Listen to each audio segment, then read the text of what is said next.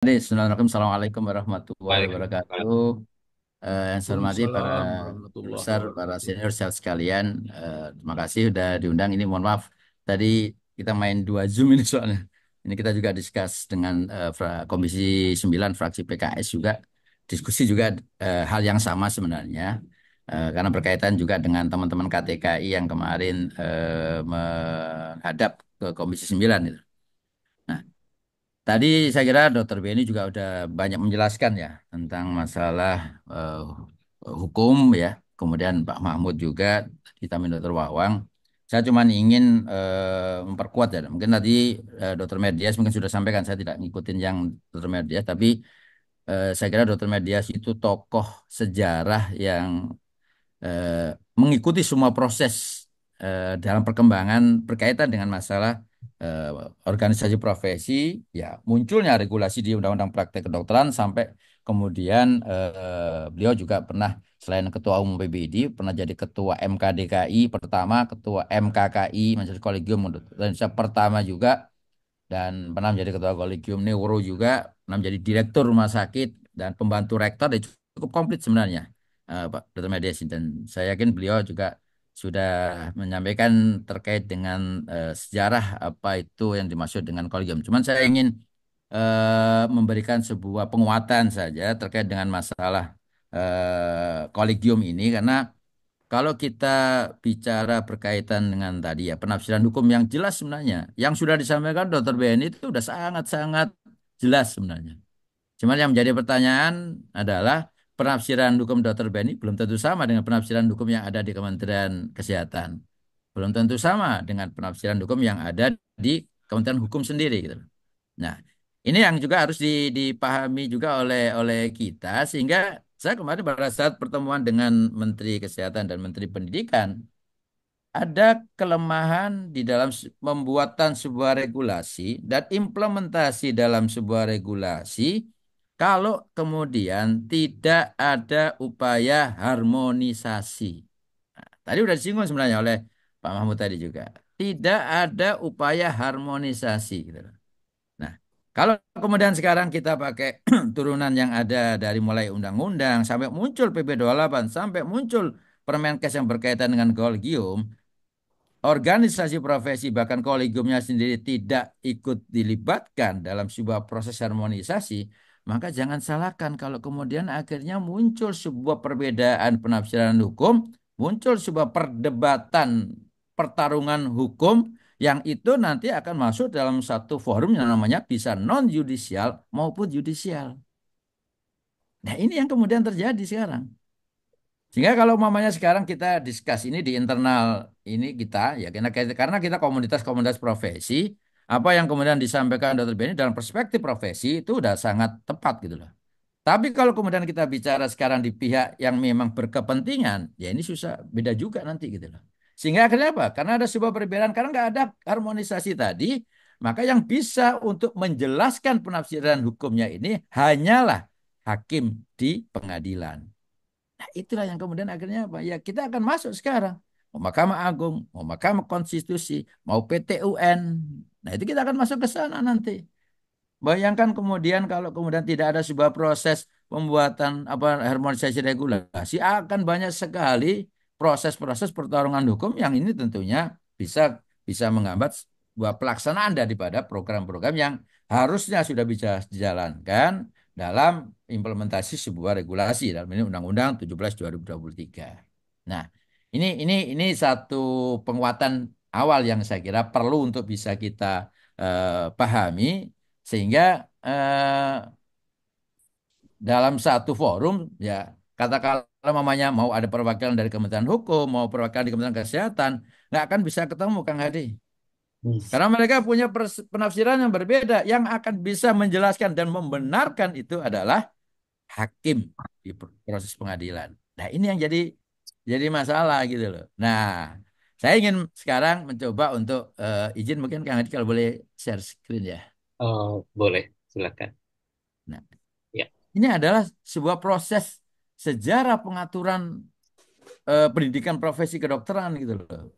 Ya Alhamdulillah Prof. Apa namanya, Prof. Menaldi juga pada saat ketua konsil membuat sebuah sewindu KKI ya, yang kemudian ini menjadi sebuah catatan sejarah yang saya yakin tidak semua dari kita yang menjadi aktivis organisasi maupun di kolegium tahu tentang sejarah pengaturan pendidikan profesi kedokteran ini.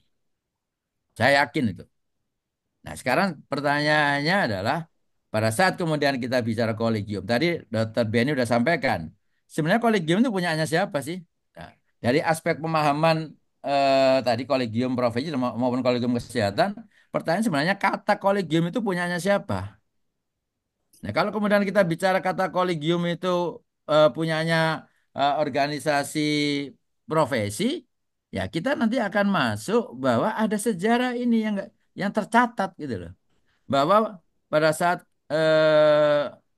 ini ke apa nah cerita berkaitan dengan kepentingnya atau muncul sebuah medical board di tahun 76 ya Prof. Samsi pada saat pertemuan di WHO Seattle yang kemudian ada sebuah pertanyaan Indonesia sudah ada nggak medical board? Padahal saat itu GMC General Medical Council yang ada di Inggris itu sudah ada. Kita belum ada.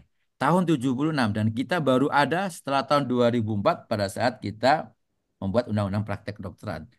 Cukup jauh sebenarnya gitu loh. Nah, terus kemudian kita bisa lihat juga ini ada sejarah yang saya kira memberikan penguatan bahwa munculnya kolegium itu dari organisasi profesi. Munculnya sebuah proses pendidikan yang kemudian kemarin dikenal sebagai university based karena dari organisasi profesi melalui sebuah kolegium membuat tim pengembangan pendidikan dokter spesialis yang kemudian karena ada kesepakatan perlu ada sebuah aturan yang tegas dengan satu sistem yang sama, maka hanya universitas yang siap, maka kemudian CHS bersama tim PPDS dan kolegium kemudian melakukan sebuah kolaborasi, menyampaikan ke Dirjen Dikti pada saat itu, Prof. Dodi Tisna Amijaya, sehingga ini menjadi sebuah program yang disebut sekarang adalah university base gitu. Tapi kalau kemudian kita lihat sejarahnya, semuanya diawali dari mana? Munculnya kata kolegium dari Muktamar Ali Beda tahun 78, terus kemudian diawali dari Muktamar Beda tahun 67 dengan nama Majelis Penilai Pendidikan Ahli Bedah, yang kemudian menjadi nama kolegium, yang setelah tahun 78 ini di kolegium-kolegium di pendidikan spesialis yang lain pun akhirnya merubah nama menjadi kolegium gitu. Nah, ini yang saya kira penguatan sejarah ini menjadi sangat penting Kang Hadi ya sehingga dan saya yakin semuanya juga harus paham gitu loh.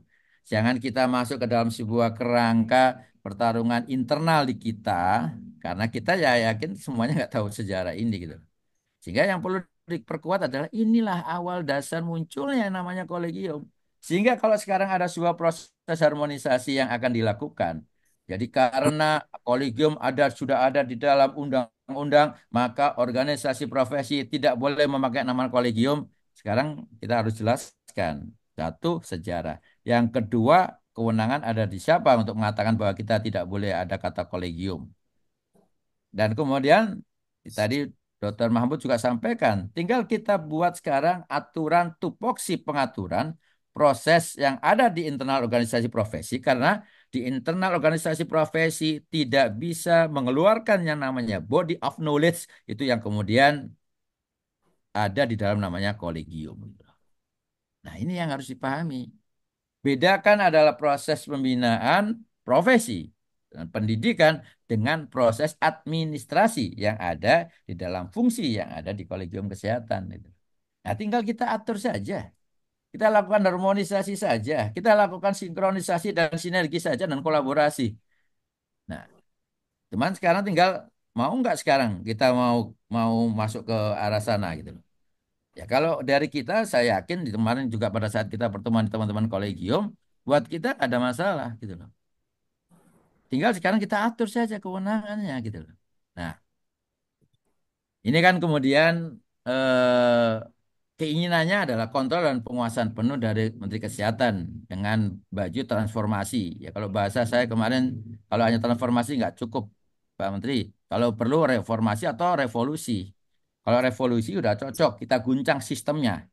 Tapi kalau guncang jangan kenceng-kenceng. Kalau guncang di atas 7 skala Richter ambruk semua, ya. Apalagi kalau guncang ada tsunami, bubar semua, gitu loh. Jadi yang harus kita lakukan sekarang pada saat kemudian kita melihat ini karena ada kontrol dan penguasaan pun yang ini ada di dalam sebuah baju Undang-Undang 17 2023 yang masuk ke dalam sebuah proses standar profesionalisme, masuk ke dalam sebuah proses namanya independensi daripada organisasi profesi, sehingga kemudian ada kata nomenklatur yang kemudian ini menjadi tadi yang sudah didiskusikan. Yang ada di dalam kontrol perusahaan Kemenkes maupun yang ada menjadi bagian independensi organisasi profesi.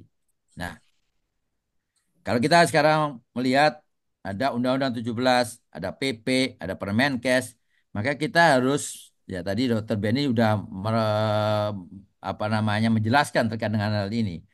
Kelemahan-kelemahan dan bukan tidak mungkin itu akan bisa masuk ke dalam sebuah perdebatan hukum yang masuk ke dalam meja pengadilan, ya nanti di sini Mas.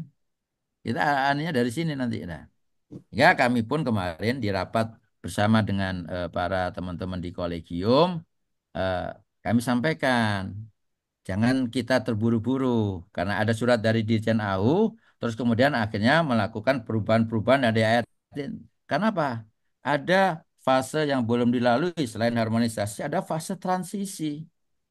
Kalau kita menganalogkan Dokter Hadi lagi nyetir mobil, tiba-tiba Dokter Hadi minggir, supirnya saya ganti, tanpa ada proses berhenti dulu, nabrak itu nanti. Kang Hmm, Hadi kan? betul, betul. Nah, ya kita nanti dulu berhenti dulu. Kang Hadi ganti. Nah, itu dilakukan tidak? Nah, Ya, kalau nggak dilakukan, ya nabrak semua kan ya. Yang dirugikan siapa? Peserta didik. Kolegium nggak akan dirugikan. Semuanya, pada saat kita bicara, semuanya sangat menyayangkan karena apa? Ini akan terdampak pada peserta didik, teman-teman adik-adik mahasiswa kita. Nah, ini jangan sampai terjadi gitu loh. Dan kemudian ini sinkronisasi dan harmonisasi. Nanti insya Allah hari kemarin kita sudah bertemu Menko Hukum dan HAM. Sekarang besok hari Rabu insya Allah kita ketemu Menkum, Menteri Hukum. Dan kita akan jelaskan juga terkait dengan ini. Apa betul ada sebuah surat Dirjen AHU, keabsahan dari surat yang kemudian mengintervensi yang sebenarnya sudah ada di dalam kewenangan Undang-Undang Ormas, organisasi masyarakat terkait dengan organisasi profesi gitu loh. Kolegium karena ada di dalam namanya organisasi profesi. Ya. Terus kemudian sinkronisasi dan kerjasama dengan Kementerian Riset dan saya kira teman-teman kolegium sekarang sudah sangat intens juga dari awal juga dalam proses pendidikan sudah sangat intens dengan Kementerian Pendidikan. Kemudian tentunya karena tadi ada penafsiran-penafsiran hukum yang mungkin berbeda dan memicu terjadi perdebatan hukum, maka kita ingin mendapatkan penjelasan hukum yang benar adalah melalui sebuah proses pengadilan. Jadi jangan salahkan juga kami kalau kemudian akhirnya kami melakukan sebuah proses ke Ombudsman, melakukan sebuah proses ke Mahkamah Agung, melakukan sebuah proses di Mahkamah Konstitusi atau bahkan ke PT UN. Dan terakhir tentunya adalah kita ingin bahwa kita ingin semuanya jangan terburu-buru, tetap solid dalam sebuah proses untuk menjaga persatuan dan kesatuan dalam semangat Esprit de Corps-nya ID dan MKKI. Jadi kenapa hari ini Dr. Mahmud kita membuat surat berkaitan dengan instruksi kepada organisasi untuk menunggu muktamar karena kita ingin menjaga persatuan dan kesatuan. Jangan terburu-buru juga melakukan sebuah perubahan-perubahan reorganisasi karena ini semua masih dalam fase transisi saat ini gitu loh. Jadi itu mungkin nambahkan saja Dokter Hadi. Saya kira penjelasan dari Dokter Beni, Dokter Media sudah eh, cukup baik ya. Tinggal bagaimana kita bisa menjelaskan dan dipahami oleh semua pihak di luar dari profesi yang punya kepentingan terkait dengan ini, baik itu pemerintah maupun nanti legislatif. Dan bukan tidak mungkin juga nanti akan ada sebuah perubahan-perubahan dalam satu upaya counter draft legislation yang harus kita perjuangkan juga masuk ke dalam prolegnas prioritas tentang revisi dari Undang-Undang Kesehatan 17 2023. Demikian mungkin makasih. Assalamualaikum warahmatullahi wabarakatuh.